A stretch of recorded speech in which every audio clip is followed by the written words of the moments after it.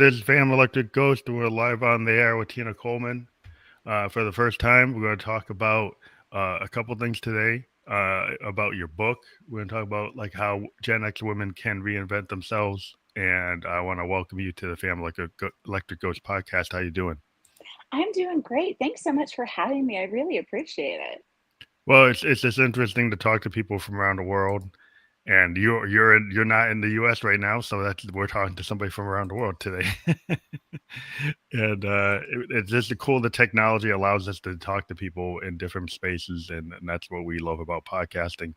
But one of the things we ask before we get to the heart of your story, we ask every guest a couple questions. What motivates you, and why do you do what you do? Traveling motivates me. I love traveling. I love the freedom. It is my greatest joy. So, traveling to other countries and meeting new people is one of the things I absolutely love. And I love helping people. I do. I was a massage therapist for 20 years. I'm a Virgo. I love helping people. I love being of service. So, being a coach and author and starting my speaking career, like it's just something I want to do to let people know that if I can change my life, they can too. Hmm. I think it's real important to talk to creatives and kind of get behind their process and the permission structure to get allows you to like have your vision brought to the world is like why I create this space in the podcast world to do that. Because I think it's always interesting to me is like I kind of always ask this story like what gave you the feeling that you could write a book? Because some people like they have this idea and then they never do it. So what It, made you want to do it? it was never really in my plan. Like I had heard the idea from a seminar I went to. So I was like, oh, maybe I'll write a book someday. But it was really like divine inspiration. It really was. I was about 46. I was terrified of turning 46. And I wanted to be empowered and inspired by it instead of like terrified. And Hmm. I got the idea for this book and I was like, who am I to say this? And then I got the title and I was like, can you say that? Like, I don't know if I can say that. So it's like, I've never been 50 before. Who am I to be an expert in this? And now that I'm actually in my 50s, I'm like, yeah, I kind of get this. Hmm. Yeah, I think it's real important for people to feel that at any age they can express themselves, and we kind of have this kind of youth culture thing with the media. That at least and as a musician, I run into it where it's like it's a young person's game. They try to get some 15, 16, 17-year old and try to keep you in your 20s forever. And if you start getting, I'm 58. So 58, they're like, well, I'm not really interested in that at all. Exactly, exactly. I just turned 53, so I understand. I'm like, oh, look at the kids. Look what they're doing. That's so cute. Yeah, it's cute. Because it's interesting. 'Cause, like, but I always point out to people, like, if you go to New Orleans and you see these jazz bands, well, it doesn't matter how old they are. You see a Delta blues like musician, it doesn't matter how old they are. But certain genres like pop or like something to populate popular areas, like they tend to want to find like that the youth market is what they're going for. But to me as a writer, that's a whole different thing because like the more experience you have, the better writer you're going to be, and the more perspective you have in terms of you like living on this planet longer, you're going to have more wisdom to give to people. Exactly. And that is something I address in my book. Like by the time you're 50, you've been through some shit. Like, you've made the bad choices, you've had the bad relationships, you've had the financial issues, you've gotten your education, you've changed careers a couple of times. Like you've been through it. So you actually have something to draw on and something to go forward with instead of like not knowing anything about life. Yeah, and just having like the unapologetic confidence. And do you run into the fact that some people feel because of your gender that you should have a certain way of behaving or a certain level of confidence, or do they find that like I find sometimes the people used to call people like me like, oh, you're uppity Oh, if I interesting. expressed an opinion. And you can kind Right. of guess where that comes from. Right, exactly, exactly. Well, it's really funny because when I started traveling solo when I was 45, so people would call me brave. They'd be like, "Oh, you're so brave to be traveling by yourself as a woman." I'm like, if I don't do it by myself, I'm not going to be doing it. So, because if you're waiting on other people to go with you, you're going to end up Yeah, waiting. you never And that's go. what I found out. Yeah. So I was like, I don't consider myself brave. I was just like, this is what I want to do. And if I don't do it now, when am I going to do it? You know? Yeah, well, that's the thing is a lot of people put you in a box. Like we have all these people saying we want the new ideas. We want people to create creative. I'm like, so then you want me to be 9 to 5 in this cubicle? So like, do you not understand that like artists tend to not want to be in that kind of space? And they just don't get it. So I've always, I mean, even though I'm a techie, I work from home Nice. so I can do multiple things. So I Hmm. can do this podcast, I can do my music, and because I used to be on that train where I was flying around, I was in the box, I was kind of following what they said, and it's like I'm not able to do the other things I want to do with my life, and I'm not one dimensional. And I think a lot of people you don't realize people are multidimensional. They have a lot of aspects they want to deal with, and then it seems like the world wants to pin you down to like what one thing are you? I'm like, well, I'm not one thing. Exactly, and I do like I'm a Virgo, so I like to put things in boxes, and I like to have, no structure. But and it's so funny because I always thought I would be a corporate person. I thought I was going to be in business and make money because I grew up with, I'm from 72. I grew up in the 80s. So I always thought I was going to, climb the corporate ladder, and it was not my calling. I was a spiritual teacher for a while. I got into massage. Like, so it's my world has been completely different than what I thought it was going to be. And it seems like that's how life kind of throws you those curveballs. Yeah, this whole thing, and there's this idea in jazz, right? That sometimes Mhm. there's no bad note. There's an Exactly. opportunity, right? And Herbie Hancock talked about it because he was playing with Miles Davis. Miles he actually hit the wrong chord for the song, and Miles changed the song to match him. And then Herbie wrote that that was like a big pivotal moment when he realized that he didn't have to be wedded to the music. He could be in the present moment and let some of that go and just enjoy being in the moment and adjust to that moment, which is kind of flow state, kind of stream of Hmm. consciousness type of thing. And some people can't get into that. They want to know what it's going to be. They got to have the plan. They want everything mapped out. Other people enjoy the kind of random chaos of not knowing what's going to happen.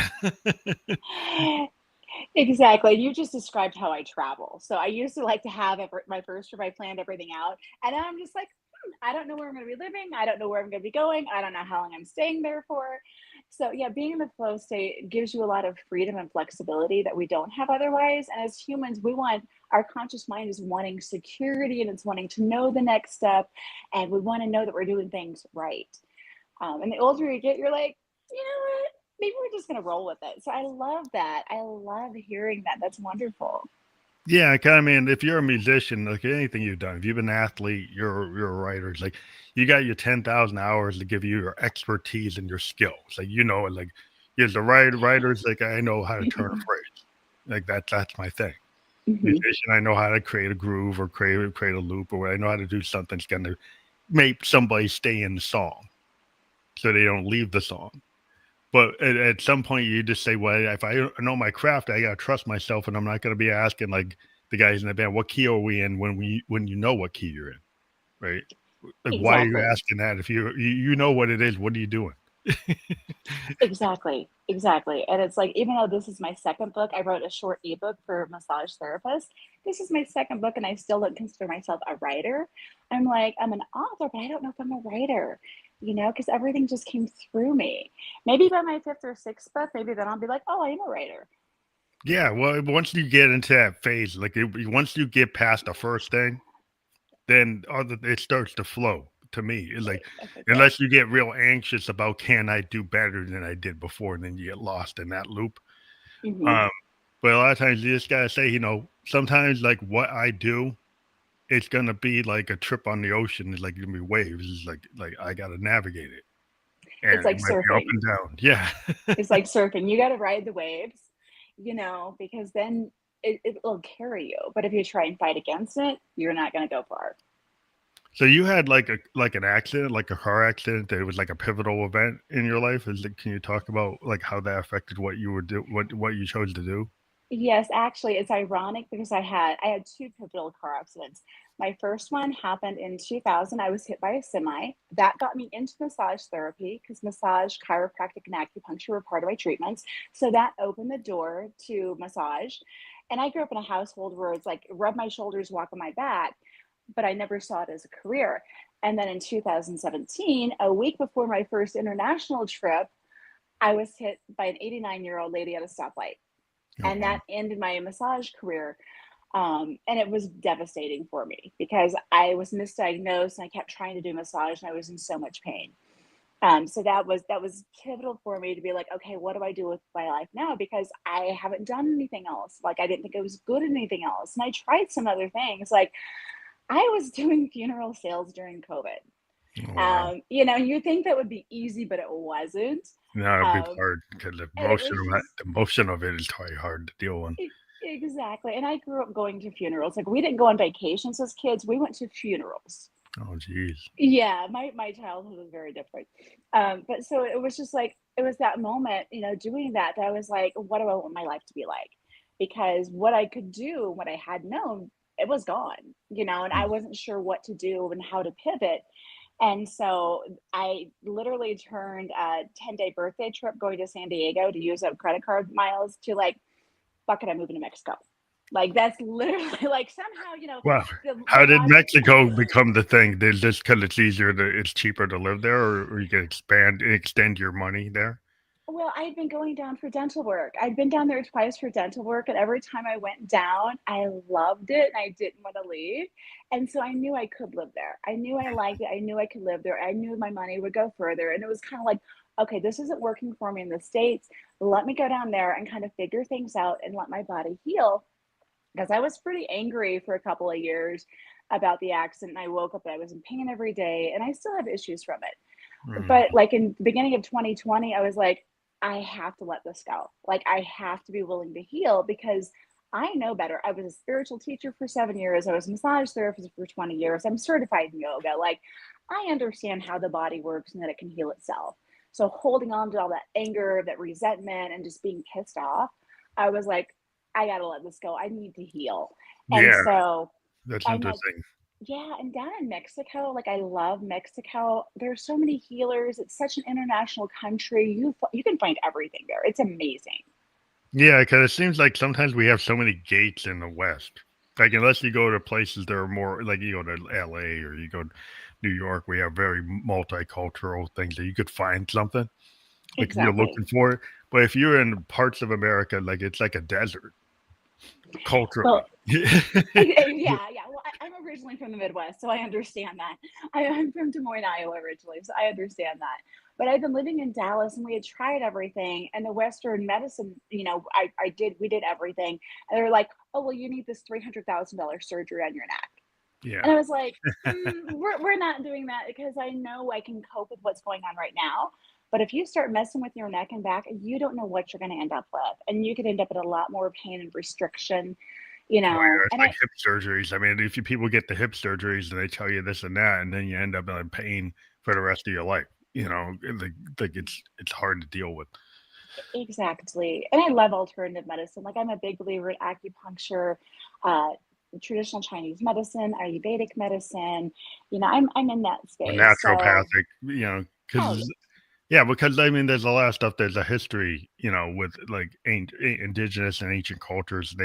They knew things and they had processes, and then Western medicine wanted to put the patent on it, put the copyrights on it, put the mhm. legal control over it. So then it becomes super expensive and not accessible. And you're taught that this group of people are the experts at it, and there's no way you can get into that without going through them. And I think that's end up being like a lot of people aren't very happy with the system. Exactly. Well, in the Western world, we have built a system like you have to do these things so then everybody makes money from you. Whereas like in the more ancient cultures, like in India and China, I'm sure Japan also, but it's like they have medicines that have been around for 5,000 years. Yeah. I literally will go to my chiropractor or acupuncturist before I go to a Western doctor because I trust that. And unfortunately, so many people wait so long to try anything besides Western medicine until they have a chronic disease or disorder. And then it takes so much longer to heal. Whereas, kind of try that first. You might be surprised. Yeah. Well, there's a lot of history. Like the ancients had a history, and then based on colonialism, people kind of negated that history. and said it wasn't valuable because it didn't come from a Western perspective. But there's a whole reason for that. We'll get into that later. But the idea is like I'm very much of somebody like very expansive.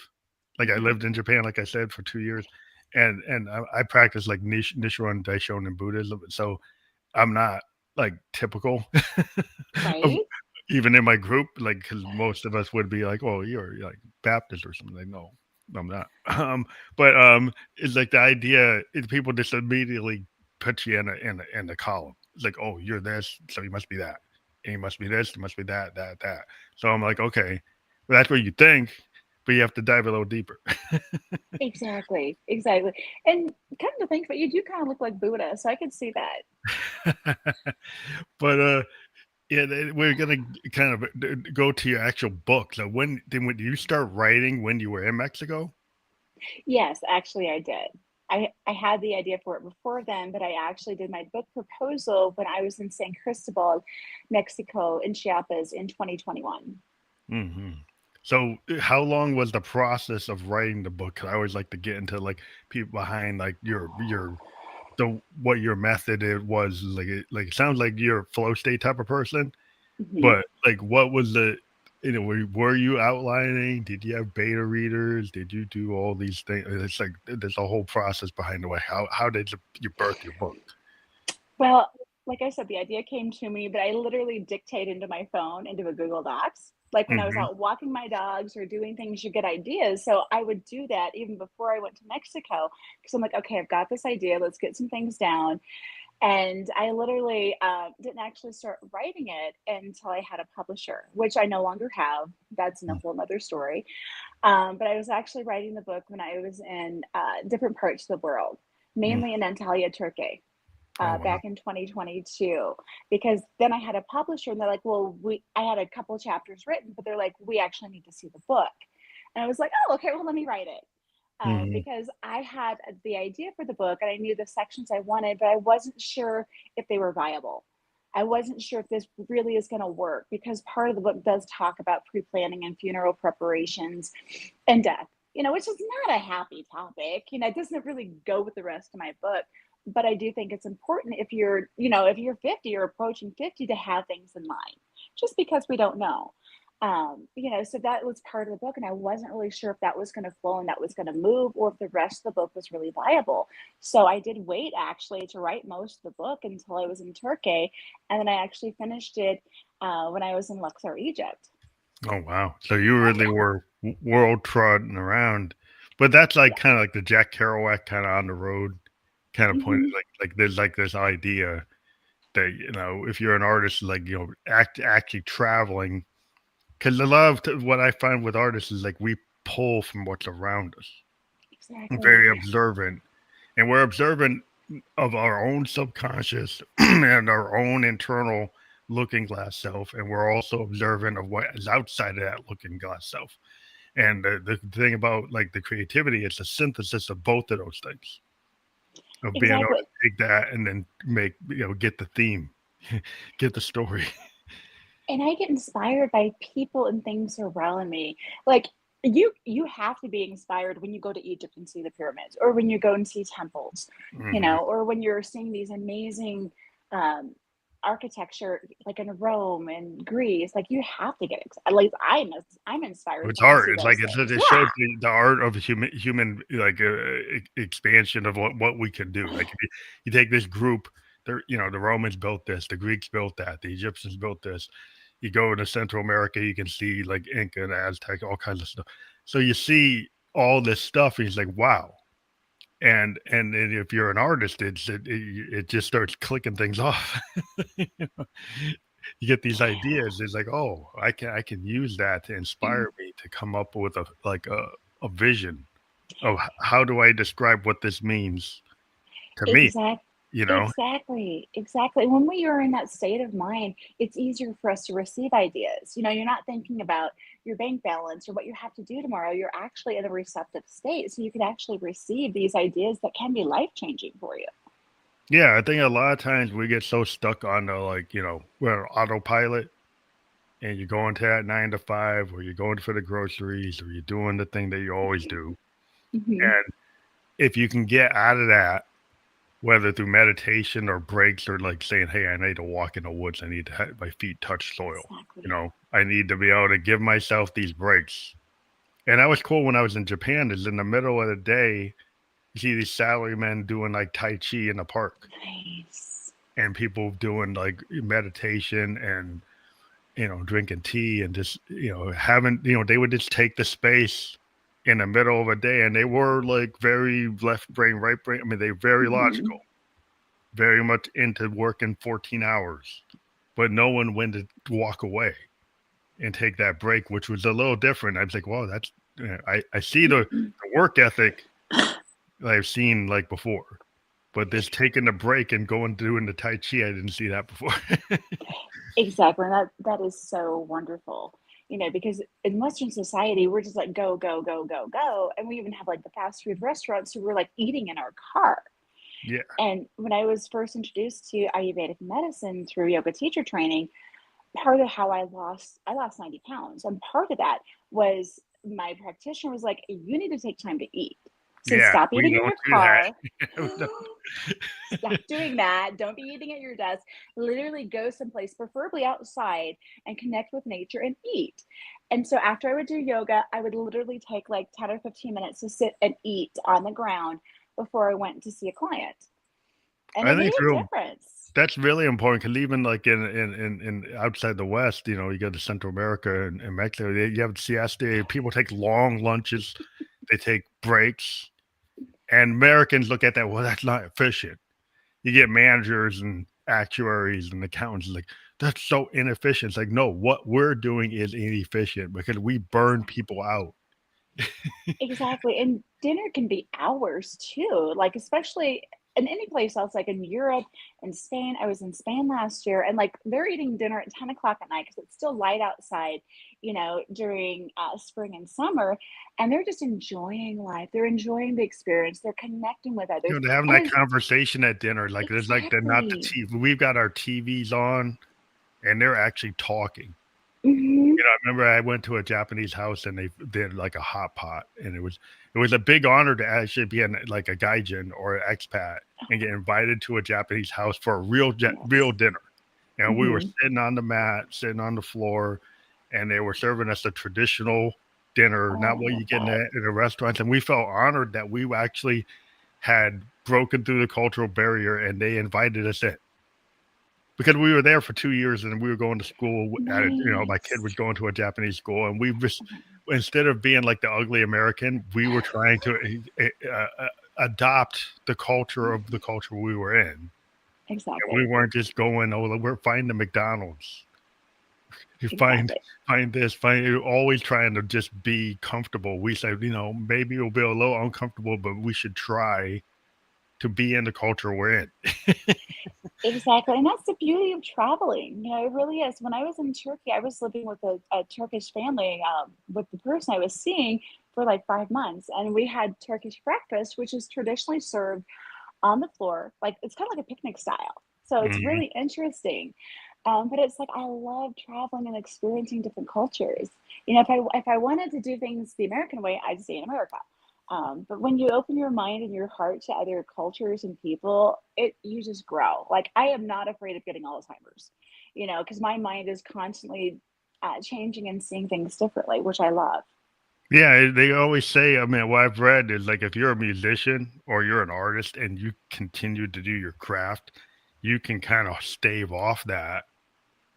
Hmm. Alzheimer's can get, not that you're going to not solve it, but like there's something about like playing an instrument or being an artist or in artistic endeavors to help stave it off because like you're accessing the part of your brain that does that. And it seems to keep things in check from what I've read and heard and had experience with. My father had Alzheimer's, but um, it just seems like when you're writing your book, this whole idea of being fabulous and being approachable and Hmm. and attractive and that's something that it was counterintuitive to what people were saying you should be at 50. No, not at all. Because in the American culture, in the Western culture, we're like, oh, 50 is over the hill, you're washed up. everything hurts. If you have gray hair, you're not sexy anymore, all those things. And really, the book came through me, and it's really, even the word fuckable, it's really about connecting with yourself, stepping into your power, loving yourself. Because for so long, I was so hard on myself, and I still am, to a certain degree. But it's like really appreciating your body, appreciating who you are, and just loving yourself. Because unless you can do that, we tend to want things from other people that we're not giving ourselves. Yeah. Rather than when you give it to yourself first, then you don't expect it from other people. You don't need somebody else to make you happy. You're not looking for your soulmate. You don't need your better half. Like, you are your soulmate. You are your better half. You are a complete and whole person unto yourself. And no matter how your body looks, like, appreciate and be grateful for it. Even if it doesn't look like, Cindy Crawford, or, the latest, greatest Kate Moss, like, whatever. Like, I'm 50 and or 53 actually, and I love and appreciate my body like I never had before. And when I made that shift really and started appreciating my body, the weight did start coming off. And Ayurvedic medicine is all about that, really appreciating and loving your body as it is, because it's like we tend to want instant gratification, and we want to, like, it's like, oh well, when I get it, I'll be happy for it. you Mhm. know when I get the $1 million, I'll be happy for it, I'll start living like a rich person. But if you start doing that now, if you start appreciating your body now, you start appreciating your life now and who you are now, then you become the person you want to be. Instead of waiting until you have $1 million to live a rich lifestyle, start doing your incremental upgrades in your life now. You know, buy the better chocolate. I'm a woman, we love chocolate. Buy the better chocolate. Treat yourself to something that's a little bit better than economy class. Do it in these increments so you don't shock your nervous system. Because we tend to wait and want things like in one big chunk. But if you don't start doing it now, you're not going to get there, and you're going to keep being miserable. So be Yeah. happy now. I think That's they my they they they message. they have this idea like, "Oh, I'm gonna get that boat when I retire." Instead of, like, maybe you could get a smaller boat and start doing stuff now, right? You're like, Right. I was always, I'm a musician, and, like, I always wanted to get something, a higher end instrument, and I just had, like, in order to do what I wanna do, so I actually, put the effort to get it because, like, well, how can you justify having it? Well, like, I can't justify monetarily having it, but it's gonna help me in process, so it's important to have. And I don't wanna wait till I'm 75 to get it. Exactly. So at some point you have to make a choice, and some they're hard. I mean, sometimes you get into discomfort zone. Like, artists will do that.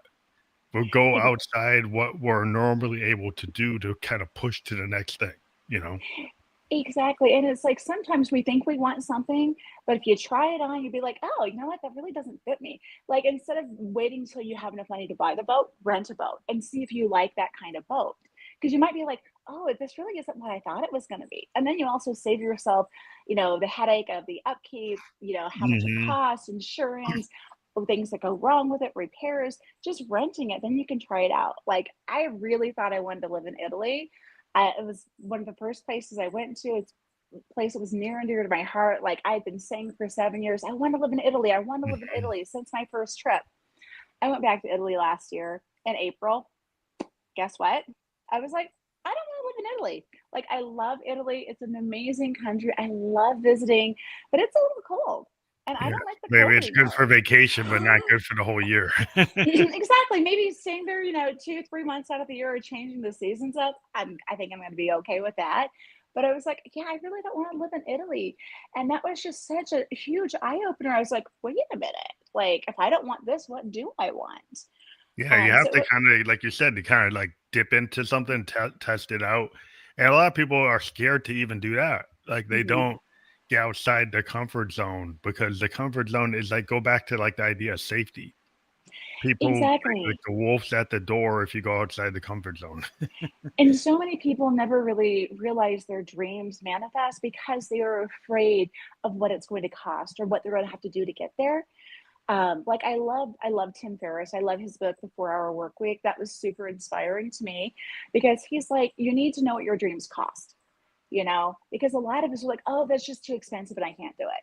Like, my first international trip, I found a journal I'd written in my 20s, and I was like, I want to go to Italy, Greece, and Egypt. Those were my three biggies. And I had lost, my parents right before I turned 40. I'd lost a lot of family members very quickly. So I was like, if I don't do it now, when will I do it? And Hmm. so for my 45th birthday, I went, and it was like, because I was like, oh, I can't go because I can't afford it. It's too expensive. And I figured it out. You can figure things out if you allow your mind to be open to those possibilities. But when you close it, be like, oh, I can't do this, then there's no room to expand, to grow, to have those desires manifest. Like, I couldn't afford to go to Egypt. I was like the least likely of my friends. I was the brokest of my friends. I was a massage therapist. If you don't work, you don't get paid. So Yeah, I was yeah, like, kind of paycheck to paycheck kind of doing. exactly. And I was like, fuck it. If I'm going, I'm going for 3 weeks. Like, I'm not just going to go for like 5 or 7 days like some people do, which I do not understand. I'm like, if I'm going to do it, I'm going to do it. And That I did. That's always hard for Americans because a lot of times, like, our standard is like the 2 weeks. So people want to spread it out for Thanksgiving and Christmas. And so they never really do the 3 week unless they've been working for 20, 30 years and they haven't accrued amount. And suddenly, and even then, they don't do it because they tend to save it for other things. They never want to do that extended 3 week. Exactly. In other countries, they're getting like 2 months off a year, or they're getting like all these holidays and stuff. Like, I'm in Medellin, Colombia right now, and it seems like there's always some holiday. And it's Yeah, interesting. they treat people like human beings don't want to be machines. But the Industrial Revolution, kind of like Henry Ford, whatever. But once you got people on that assembly line, once you got those actuaries in the cube, they started saying, "Well, that's what people should do." But if you Exactly. ask the executive, they ask the CEO, "Is that what he does?" That is not what they do. They don't live like that. No, they don't. They absolutely don't. So it's really interesting the way Americans work and the way that we're geared towards it. And I have this theory. I don't know if I should share this on live or not, but I have this theory that the American government deliberately tells people how dangerous Mexico is to keep them in America. Yeah, Because it's like, if people really knew how wonderful other countries are, we wouldn't stay in America. We would go and live abroad. And a lot of people are doing that now that there's remote work. Since COVID, people have kind of yeah, I know. expanded. But my wife's from Barbados, and Oh, we've thought nice. about, like, even though it's kind of hot there, but the idea, Yeah. like, there's a lot of people in tech that will live like in the Caribbean, like on the beach, because you can. And some of the Caribbean countries are encouraging that to get the Hmm. Western IT people to come over because they know we've got some money, Exactly. and their money goes a lot further in those places. So it's just a lot of times, like you say, people say, well, it could be dangerous. Just, it could be, oh, yeah. Even when I went to Japan, there were people in my family said, oh, they're not going to like you. It's going to be, the language barrier is too hard to deal with. But it's like once you're in a society, like I had to learn how to get around and I had Exactly. to learn how to get food. So you learn. And you just, Exactly. if immersion is the best way to do it, you kind of just jump in it. Exactly. And I find that people are very kind and generous all over the world, especially if you're respectful. If you're going to go there and be an asshole, you're going to have a hard time. Oh, yeah. But You're going if to do you're going that. to go there and really respect the culture and be genuinely invested in being there, people are just curious And they about you help and they you. want to help you. Yes, they want to help you. They want to see you succeed. In America, we have this very closed way of thinking. And people say, oh, you lived in Mexico, so dangerous. Oh, Colombia, so dangerous. I'm like, how many mass shootings have you had in America so far this year? Yeah, I mean, You know? it's like we have got dangerous highways where you're likely to get killed, right? Hmm. More likely, and you're talking about safety, and like you go out down the highway, you're highly likely to get injured, right? Exactly. And And so in it's like and in what Tex how much dangerous is relative. exactly. And in Texas, people can carry guns in their car. Yeah, I mean, it's just So the level of like issues within the U.S. right now is just a whole different thing because like people just don't get outside of their imagination. Like if you go and you travel in other societies, like if you think if you have this idea, we're number one. But if you actually go check, like I'm in IT and I'm like, we're not number one in math scores. We're not number one in like people who know physics and engineering and the tech. We have to get people from Poland, from Germany, mhm. from Taiwan, from all these countries to do jobs. We're always looking for people, and we find people that can't do the job. and then we have to go outside to get that, the Hmm. work visas from people who have better technical capability. So Exactly. so the people need to understand this kind of tunnel vision of thinking you're the best without checking, without evidence. It's like, well, travel and Yeah. you'll find out. Exactly. I mean, and it's so interesting because it's like we were number one. But what's happened though is like when you get locked into that and you don't create any type of room for growth or doing things differently, we have a very old way of education, an old way of teaching. Yeah, our Um, teaching methods from the agricultural era. yeah, exactly. It was to produce workers. It was not to captivate and cultivate human genius. It was to create workers. Okay, this is what you do now. The bell rings, you go and do something else. And there have been books written on this. The way they used to do it, where you had the old schoolhouse and you had all the grades together and the kids would help each other. That Mhm. is way more effective than what we have right now as an educational system. And so it's like we're not growing and changing. They're making like the classes harder and they're creating a lot more tests, but they're not tapping into the Yeah. human genius and capabilities that we have. And that's really where, we're kind of getting locked down. So luckily we do have other schools that, have emerged and like the Montessori schools and things like that, that are like, okay, we want to cultivate the genius Well, within yeah, the the youth. critical thinking, it's like even the like Socratic method. Like I went to a Bowdoin college, and it's all about kind of the Socratic method and liberal arts where you're doing like a little Mm, bit of everything, right? And so instead of having multiple choice tests done by a TA, you have very small class sizes, like 15 students, and you actually have the professor. You could go mhm. to the professor's house and have a talk with the professor. They could hang around, and you actually had long, engaging conversations, not just the length There of you the go. class. And you have blue book exams or oral exams where you had to actually, in your own words, tell the professor what you think what the lesson was about. Mhm. In that method, you can't just go and do A, B, C, D, E. You have to actually write out and think out and then have an argument and the teacher show you where you were wrong. And so it's like, where's the evidence? And so like you have to have evidence, you have to have critical thinking, you have to have imagination, empathy, all kinds of things that these kind of standardized way testing doesn't do that. So Exactly. you get locked into thinking in a very narrow focus, and you don't really move forward. Exactly. And now we have AI. So that does a lot of the thinking for us now. That Yeah, can I get scared generate of answers that. like that. You got to ban the calculator. If you ban the calculator and ban the phone during the test, you got to ban the AI for the test. It's like I don't want my student using AI to answer the question. I want them to use their own brain. Exactly, exactly. So it's interesting.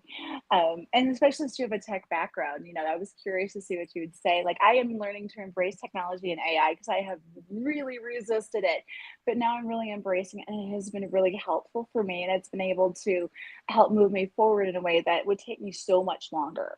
Well, it's a tool. It's a tool like any Exactly. tool. As a musician, people like I'm a synthesist, which means I Mm, use synthesizers, but I use like, Moogs and Rolands and Yamahas. And even today, to the kids today with they have this thing called in the box. You have producers that are not musicians. They're not even trained. They can't play a piano. They can't play any instrument, oh, wow. but they're actually go onto a computer, go into what they call a digital audio workstation, and can on a grid put the song together. Now it's a different skill set, and a lot of times it's kind of like a DJ mentality. They know a groove when they Mhm. put grooves together, but it's not the same as being somebody who can play an instrument.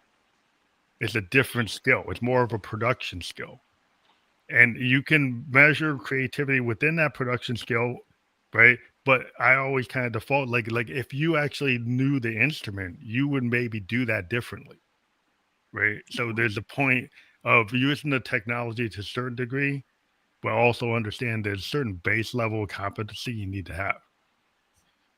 And so you Exactly. have to kind of manage both. And say like if you get somebody it's like, oh, if you it becomes too much of a crutch, then you lose some of the ability you actually should be kind of trying to develop your natural human ability versus the AI assistant. Hmm. Hmm. Exactly. So it'll be interesting to see what we do in the next 5 years, 10 years, 20 years.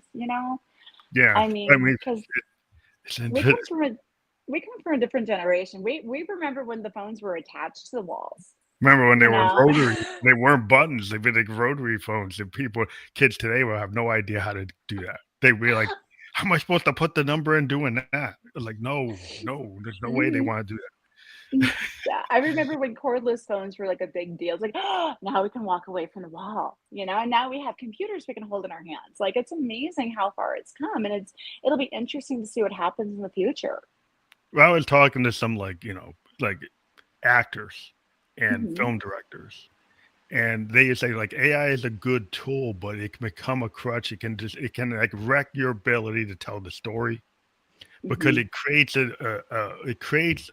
on its face something that looks really good, Yeah. right? But then when you dive into it, it's like where's the heart, where's the soul, where's the depth? So on its surface, it can look great, and it's kind of like a junk food thing. You Yeah. can create something that's passable. They could look, it could get out there, but it have the depth of a Citizen Kane? Does it have the depth of anything Scorsese ever did? Probably not, because there's something about actually putting the work in Hmm. that the work you put in is what you get out of it. Exactly. And who knows, it might also be able to help other people that maybe don't think that they're creative tap into that, like get them started so they can start getting it going and kind of like embrace that creativity process a little bit more. Like, It can get you in the door. It can help you do something where like I can't afford 1,000 person crew. I can't afford these sets. But if you the thing goes there is the story good? mhm, Like my whole point with art is like there are gates like in music industry that say, well, are you a good songwriter? Can you pass actually? Do you know how to build a song? Do you understand songwriting theory? Do you understand how to turn a phrase and actually connect? If you give somebody that like, well, they can't really connect and the story's not that good, but then they can get all the artifice to make it seem okay, but it's still not really there. It doesn't have the goods. So mhm, if you get somebody that's got the goods, they just didn't have the money. exactly. Right. That can be a real good combination. The other combinations aren't so good. Exactly, exactly. And I am not musically inclined at all. So But I think it's a good tool for, I mean, it's a cool tool for anything. I mean, you can use it to build, it help you. Like if you're an Etsy store, you could use AI to kind of get your workflow going. You have a 3D printer, you could do, but you're still an artisan. You're an Etsy person, right? Manually, you could put something together. But with exactly, these tools, you can expand your, now suddenly you're doing, instead of doing 5 things a week, you can do 50 and they're exactly. consistent with your original design. That's cool. It's like, Mhm, but you got to find, I think there's this balance of like you have to have that initial competence or that initial idea that could get flushed out by the tool. And if that idea can get, you still have to have that idea, and the idea comes from the human. If the idea comes from exactly. the AI, then I kind of question. Exactly. But yeah, I've actually started using AI myself. And I'm like, huh, I thought I was going to start using this 2 years ago. And I just never did because I'm not a techie person. But now I'm actually learning to embrace it and utilize it. And it's been really helpful. So yeah, With and I am the least techie person that you will ever meet. I'm just like, technology. Well, So to that's a be cool thing. embracing it is wonderful. It's designed for people who aren't techie. That's the thing. It's called like it's like the fifth, sixth generation programming capability because it actually can take natural language and to do tasks for you. It's a workflow. It can, so if you do if you do what we call prompt engineering, Okay, yeah. and the better you get at your prompt, the better the outcome. And so, like, Okay. if you get very detailed in what you ask it, if you actually start telling it, like, in case this, in case that, if this, if Okay. that, if you say like you give more adjectives and adverbs, you give more level Okay. of detail, it Okay. will give you closer to what you want. If you give it generalities, it will come and produce something, but it might not be what you wanted. And the problem I have with some kids or people that use it, they take the first thing that comes without refining that chat, you know, engineering. Yeah, I've been guilty of that, to be honest. But I'm learning, I am Yeah. learning. And the fact, like, trust me, my friends are like, really? You're using technology? Like, wow, that's amazing. Well, it's cool because it can help you finish things out. I mean, it Hmm. helps you outline. I mean, I it create templates in my business. We can create templates. We can refine ideas because it's very logical. So if you give it something that demands like a logical analysis, and you say, "Here are these 10 things. Put them into categories based on what I wrote. These things are." It will Ex- actually go and categorize those things in a way that's pretty clear and real. A lot of times, they will be accurate. exactly. And I'm actually using it for steps on how do I self-publish? How do I do this? Because I had a publisher, I no longer have one. I'm like, screw it, I'm gonna self-publish. I'm gonna do this. I've done it with one book and it didn't sell anything because I didn't promote it. So now I'm like, okay, I know there's steps that I've missed. So what do I need to do? How do I need to do this? So it's been really helpful for me in that because it's very overwhelming. It's very overwhelming to be like, huh, I'm going to self-publish a book. It's like, Yeah, and how do you also do like if that? you show something like you give it like an Instagram post, here's the like what's the best SEO for this? What are the best Exactly. tags for this based on what I wrote? Hmm. Now Okay. it will go and scrub the net and say, hey, based on what you wrote, this tag will get you more engagement because we actually went and Mm, ran through the web and say these are the tags that are getting engagement. So that's something you didn't know, right? The computer is so exactly. fast, it can go and scrub Instagram and say these tags are getting engagement. So it'll give you Okay. real data. And that's where it's powerful because you can get it to do stuff for you that maybe you would have had to pay somebody to do that, but if you Exactly. ask it the right question, you don't have to pay that Ah, guy. okay. I like that. I like that because I have not been utilizing that yet. Like everything I do is kind of like off the cuff. So I need to get a little more strategic, a little more planned out. But yeah, no, I love that. I'll have to start using that. Thank Yeah, you. you can be very strategic with what you can ask it, Yeah. and it can be very powerful in terms of amplifying your workflow or how you want to present something in the best way, or what's going to get better engagement.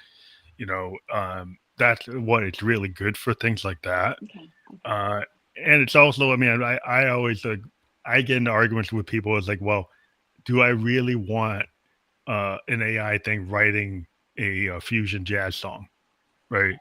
Mm, Fusion jazz song to me is really in the space of a fusion jazz musician. exactly. Exactly. So I would Yes. argue like if it helps me produce it by giving, actually cleaning up the mix or giving me a better reverb, but it's not writing that line. It's making my sound better. If it goes and does something to enhance the sound or clean up the static or do something like, yeah, fine, you can do, I have it do those things. And that's like a tool. It's like a Hmm. production tool.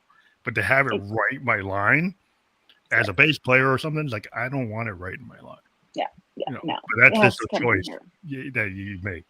Mhm, exactly, it has to come from here. And just like with me, my book is like my first step. It's like the opening the door because I really want to create a movement for women to be like, yes, you're turning 50 and you can still do anything you want. You can travel, you can live the life you want, you can change. Because, we haven't really been told that. People do put themselves in a box and they kind of stay there. So using AI to kind of open those doors more and to help me grow and change more myself, I think is really fascinating. And the way that you're using it with music is just amazing. But I also think it's interesting, like when people look at their lives, they look at the period. Like you look at it, if you're in your like you're 17, this is like your view of the world. When you get to your mid 20s, this is you get a different view. You get 30, 40. Once you hit 50, it's like, oh, I'm midway. So it's like that midlife crisis. They're always talking about in the 70s, all these movies about midlife crisis. But Hmm. like so this idea of like how did I define myself when I was 30 and now I'm 50? Is there anything from my 30s that still stays with me? Or do I but I think like in your life, there's always something maybe still stays with you. There's stuff from like when you were a teenager that stays with you. So like how do you kind of balance like what was in the past and what's in the future, what's now? Exactly. And it's like, I mean, we retain those skills on how to drive a car, which we learned as a teenager, which is really a good thing. But if you're still retaining the same identity or limitations that you had as a teenager, that's not so great. And especially, for me, because I do travel and I do challenge myself in that way, I actually feel younger now that I'm in my 50s than I did in my 30s, because I've let go of a lot of things. In my 30s, I had all kinds of self-worth issues and I'm not good enough and I'm not with somebody, I don't have a partner. You have all those limitations that now I'm kind of like, you know what?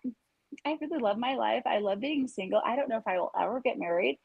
It's just it's not in my world, it's not in my realm. And so it's like knowing that you can change and grow and have more freedom as you get older is really an expansive idea. Instead of holding on to all those old things, like you can constantly reinvent yourself. And especially when you go to new countries, you can be whoever you want, which is amazing. Yeah, I think it's important because a lot of people, like you said, we were talking about the soulmate thing. Like a lot of people, is like they feel that their other or their soulmate is going to complete them. And then if you get stuck in that paradigm, and a lot of times where they don't complete you, right? And then you're waiting for them to complete you, so you're not self actualizing. So if you're more independent, then you say, hey, you know what? I don't need this other to complete me. I can complete myself. Exactly. And that is a hard place because a lot of people have been kind of taught that, oh, you gotta have, and if I'm a musician, I work like by myself, but I work in a team. If I'm in a band, I work with a team, right? And that band stays together as long as it works, right? If other people Hmm. in the band stop showing up Mm, or start making missing notes and start like messing up the gig, well, eventually that relationship with those four people, it goes away because it doesn't work. exactly. As Exactly. long as it Exactly. works, then it works. But if it don't work, then I'm out of it. Exactly. Exactly. And it's like I love Disney because I love cartoons, like I do. I love cartoons. Even at this stage of my life, I love it. But it has done such a disservice to women because we're like, oh, we have to wait for the happy ever after. If you love somebody, you can go through and you can like endure everything because there's going to be a happy ever after, Yeah, and there's not. fairy tale. It's like a You fairy tale. know, They got the fairy exactly. tale ideology, and you put it on everybody, and everybody's living for that fairy tale moment to happen, right? Hmm. And it doesn't happen, right? It's a very rare thing to happen, and so like Yeah. what you should happen is like if you are in a very positive relationship, then each person will be kind of pushing in their direction, but it all comes together. But if you're in a lot of situations, people are going pushing the totally opposite ways, wondering why it's not coming together. And then they Exactly. never talked about why, maybe they blame each other why. Exactly. Well, if you kiss a frog, it's still going to be a fucking frog. It's not changing how it breathes. You're Yeah, wasting your that's time. You're going to magic. get a disease. You're going to get warts. Like you're wasting that energy. And as women, we put all this energy into frogs, thinking it's going to become a prince, and it's not. You need to find somebody that you know they are who they are. And that is another thing. Accepting people for who they are, not trying to change them. Because as women, we like a good Yeah, you project. guys, We it's a like a mission, fixer right? You upper. think you're gonna solve that, you're gonna have that big Mission Impossible moment. Like here's Barry, and Mission No, Impossible is to turn no, Barry into the prince. no. But Especially Barry's trying to he's still the frog. exactly, and especially trying to change a man. Men are very transparent. They are who they are. They might try and woo you a bit in the beginning, but like if you That's look at a pretty guy, clear. he's in ripped up jeans, he's driving a beat up car, he's doing drugs. That's who he is. He is not changing. If you want someone that's gonna, be a provider, be part of your life, you can grow together, you can have children together. That's not who you choose. Yeah, that's the You problem. need a guy that is on the track to want to have a family, not someone that's still doing drugs in their car and is homeless. Like you don't need that. So it's like as women, you need to make those smart decisions that you're not going to be able to change that person. Accept them for who they are. Don't try to change them. You might be able to work a little bit with the wardrobe every now and then, buy them like a nicer shirt or something, but that's Mhm. pretty much the extent. So and that's so freeing though too, to realize that you love that person because of who they are, not because of who you want them to be. And Yeah, that is a mistake that I've made a lot in my life, like thinking, oh well, they're going to change, and they don't, and then you just waste all this time and energy wondering why they haven't changed, when it's like it's really you that wants to change. You want to grow and change and expand, and so when you focus on yourself and do that, you're going to attract the person that fits in with your life, not trying to fit into theirs. It's like the law of attraction. You think about Yes, music, I yes. always like in music, I come up with a couple of examples. Like if you have a very discordant frequency, right, things are gonna be kind of chaotic. When you have that harmonious thing, if you're at a concert, everybody's got Mhm. the lighter out, everybody's waving, everybody's in the same frequency. But like if you're at that dissonance, like it's a grunge mosh pit. And those people like that mosh pit for the time they're in it. But do you want that Mhm. mosh pit when you want to be sleeping? Do you want that No, mosh pit when you want to be trying to like pay your rent? Probably not, right. No. right? So Mhm. the frequency has a lot to do with it. So some points in your life you might like that frequency. And maybe it's Exactly. point in time, but you got to realize that you don't that point in time can't be the whole thing, right? And that's where people I think make the mistake because they're living in a mosh pit, they're living in the discordance, they're living in the distance. Exactly, and I love that analogy, and the reason why I have to laugh is because I am from Des Moines, Iowa, and once upon a time, long, long ago, I used to take photos for thrash metal bands, and, and it's funny, way back then, like, I would try and be in the mosh pit, and they would literally move the mosh pit around me because I was a girl. But I actually was taking pictures of Atomic Opera way back when their lead guitarist, Jimmy Root, became the guitarist for Slipknot. Hmm. So it's so funny. So it's like I remember those days, and you know what? My life was really disharmony. There was a lot of chaos in my life back then when I was doing those things. So that's really interesting how you made that connection. I love that. And Because now like I'm in all, musicians, we can kind of see it. Like if I'm playing something very discordant, I can see the crowd reaction. If I play something more harmonious, like immediate feedback into what I'm doing, and I can see the sound can actually affect the human behavior. And a lot of musicians, when we realize that, we take advantage of it, and we hmm, purposely create things to create that feeling to make that happen. And so, like I love when you that. get really good, then you realize like you can do that with your voice. Mm, So even when you're talking, if you're not singing, you could still do the same thing.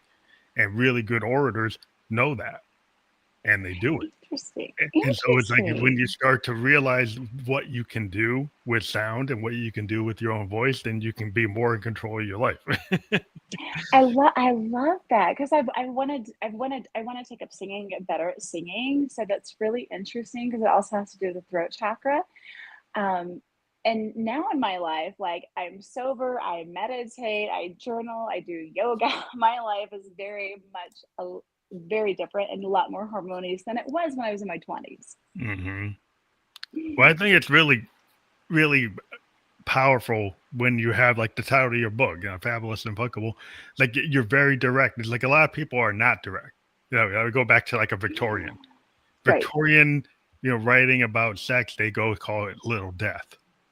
That's very indirect. Very, Hmm. they don't go and say what it is. A lot Exactly. of people have, in poetry and stuff, so we do it on purpose as a writer.